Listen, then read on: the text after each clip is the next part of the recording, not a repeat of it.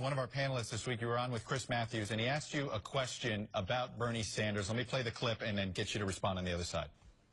What is the difference between a Democrat and a socialist? I used to think there was a big difference. What do you think it is? The difference between a Democrat like Hillary Clinton and a socialist like Bernie Sanders. What's the difference between being a Democrat and being a Republican? Well, what's the bigger difference? What's the big difference between a Democrat and a socialist? You're the chairman of the Democratic Party. Tell me the difference between you and a socialist.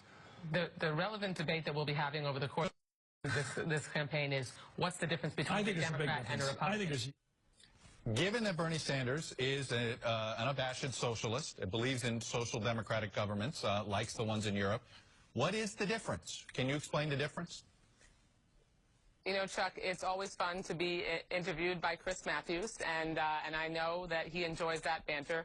The important distinction that I think we're going to be discussing, I'm confident we'll be discussing in this campaign, is the difference between Democrats and Republicans.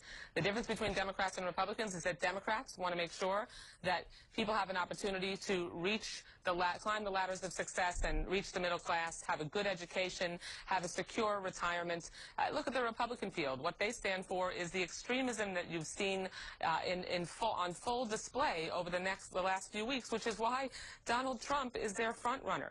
I mean, Donald Trump is essentially a reflection of where the Republican Party is today, limiting a woman's right to make her own health care decisions, supporting, shifting to a more privately focused education system, ending Medicare as we know it.